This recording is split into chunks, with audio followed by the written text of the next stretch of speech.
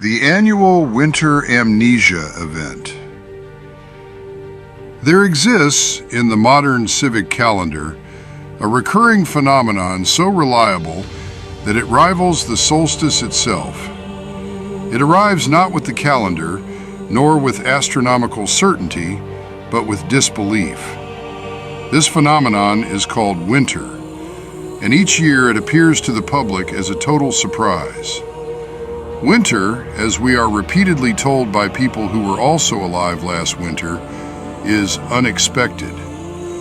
The ritual unfolds with clockwork precision. The weather forecast suggests the presence of a system. The word system alone is enough to unsettle the collective psyche.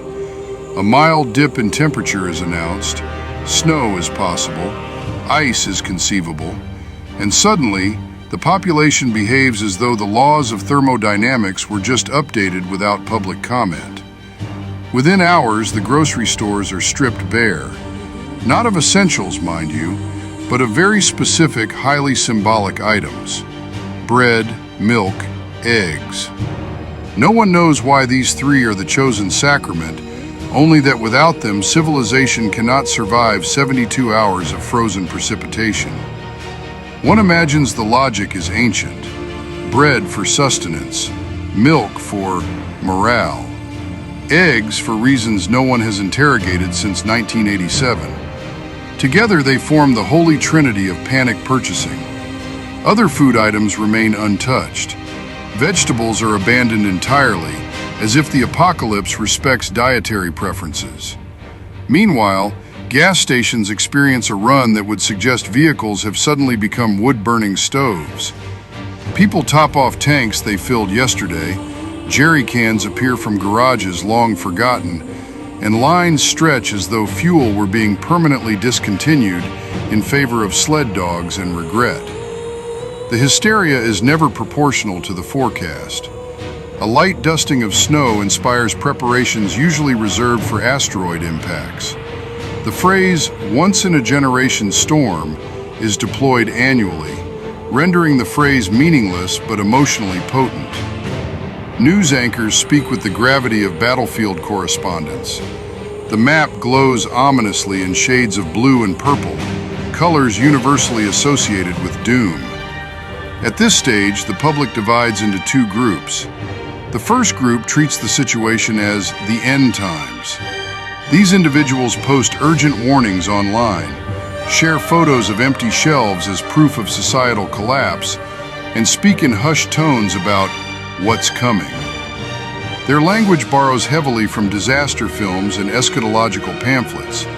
They are convinced that they have been left behind, not necessarily after the rapture, but something adjacent. The feeling is the same. Doors will close, supplies will vanish, heat will fail. Civilization will be judged by how well one stocked canned soup. The second group insists loudly that none of this is a big deal. They mock the first group relentlessly, often while quietly checking their own thermostat and verifying that they too have bread. They take pride in remembering that winter has occurred before, yet somehow fail to notice they are also participating in the ritual, just with more irony. Government agencies issue calm, practical advice, which is promptly ignored. Local officials suggest staying home if possible, driving carefully, and checking on neighbors. The public hears only one word: stay. This is interpreted as prepare for indefinite isolation. Schools close preemptively, then reopen, then close again, depending on which administrator last looked out a window. Children celebrate as if granted an unscheduled sabbatical. Adults resent them for it.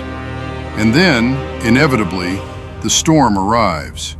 It snows, or sleets, or does a little of both, undecided like winter itself.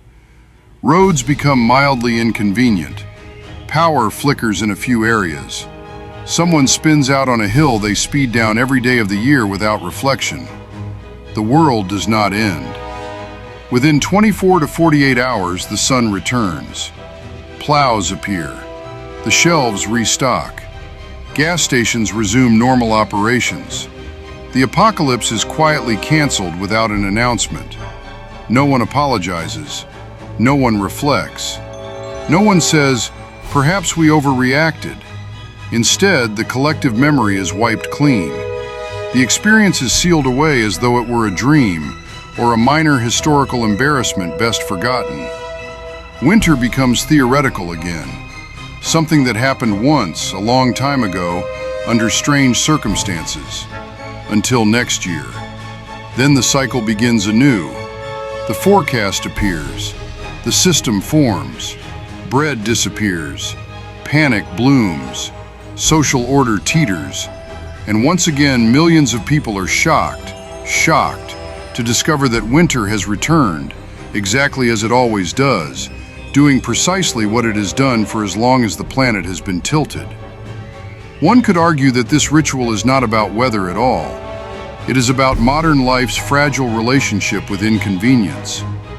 Winter exposes the thin veneer of control beneath which we operate, the unspoken assumption that systems will always be frictionless, shelves infinite, roads obedient.